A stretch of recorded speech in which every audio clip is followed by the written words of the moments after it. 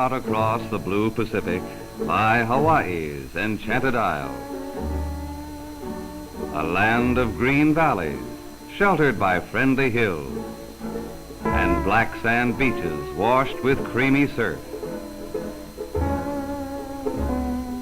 Where flowers paint the landscape in a rainbow of color, and the trade winds play soft music in the palm branches. Hawaii, the very name suggests fun and gay activity.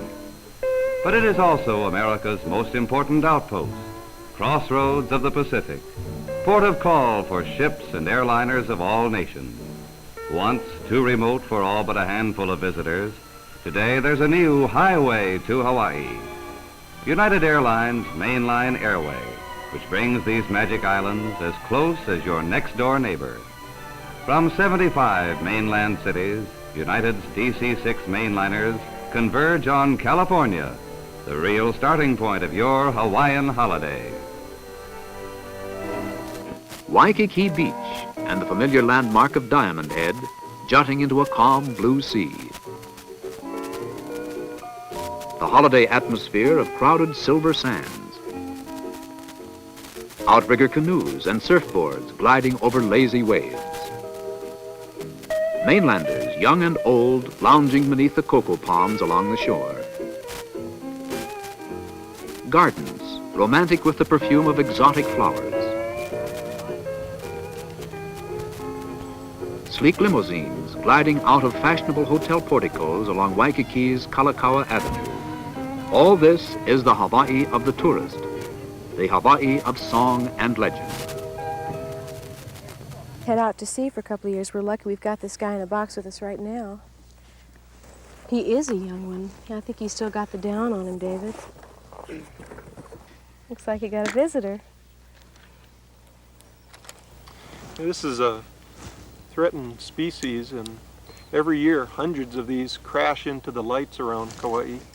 And I pick up the ones out on the west side and ban them, and as soon as possible release them, take them down to the beach so that they can go fly off to sea. And once they're released, they'll be out at sea for about 4 years or so. But it's a real nice opportunity for Cheryl to be able to have these birds close by for drawings. We want freedom by any means necessary. We want justice by any means necessary. We want equality by any means necessary. We don't feel that in 1964, living in a country that is supposedly based upon freedom and supposedly the leader of the free world, we don't think that we should have to sit around and wait for some segregationist congressmen and senators and a president from Texas in Washington, D.C. to make up their mind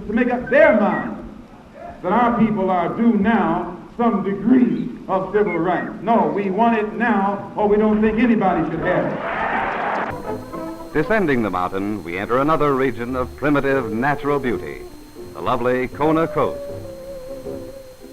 Here in a tropical setting, looking out to the sea, is Kona Inn, which soon captures your heart with its atmosphere of luxurious ease and contentment. Everywhere you look, there are flowers, massed in hedges along the roads and hanging in graceful sprays from the tree branches.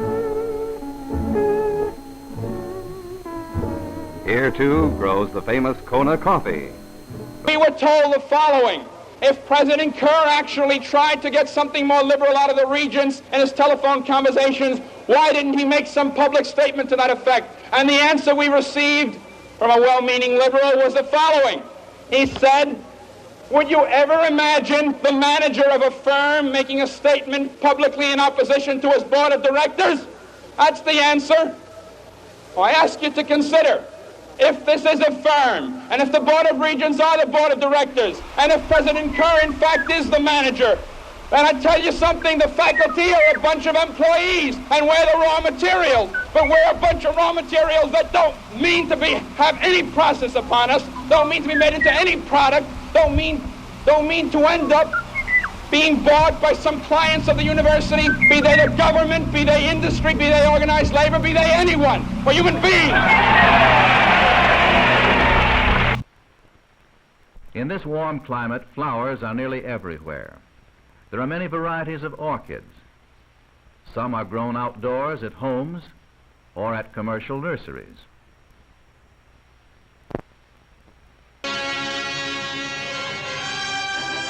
Thousands of demonstrators opposed to the Vietnam War assembled in the nation's capital for a mass protest. For the most part orderly, minor scuffles did occur between the demonstrators and hecklers. A 3-hour parade takes the demonstrators across the Potomac on their way to the Pentagon. Only in this state lived exclusively on the island of Kauai. Sadly, this bird, the Kauai O'o, has been extinct for over 30 years. I'm Donald, and this is my assistant, Bear. The bird of today's episode was actually the last surviving member of an entire family of birds known as the Mahoidae, but also called the Hawaiian honey eaters, which had originated 15 to 20 million years ago. The O'os were a genus within this family. So, without further ado, let's find out why the Kauai O'o is now gone from Earth. Your first breath of the balmy Hawaiian air seems to carry a welcome as warm and friendly as the alohas, the leis, and the kiss of friendship, which are a part of the traditional Hawaiian greeting. Southern fried chicken is just as popular as sukiyaki and chow mein. An American city where the people of many races live and work together. They put their club upside your head and then turn around and accuse you of attacking them. Every case of police brutality against a Negro follows the same pattern. If you had 9 plantations, that's where people were living. They were living on the plantations. They were living in camps, and of course, as we know, each plantation had more than one camp. Each morning, Andy Holu, a native Hawaiian, is at the post office, loading his truck for the day's deliveries. Andy sorts the mail before loading. The letters are filed in long metal boxes according to house numbers to save time. Andy's route is in a suburban district. Why don't you take a look and see what you see?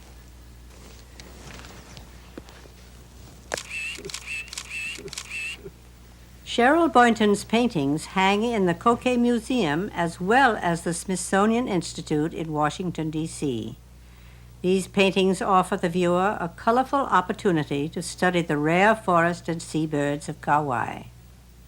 The real starting point of your Hawaiian holiday. If you're brave, you may try to master the art of eating with chopsticks, where primitive native agriculture still flourishes. Or you can spend lazy hours on the private beach, watching surf riders skim the waves to shore. Kahiki was a 23-day celebration given over to feasting and dancing. Sleek limousines gliding out of fashionable hotel porticos along Waikiki's Kalakaua Avenue. All this is the Hawaii of the tourist, the Hawaii of song and legend.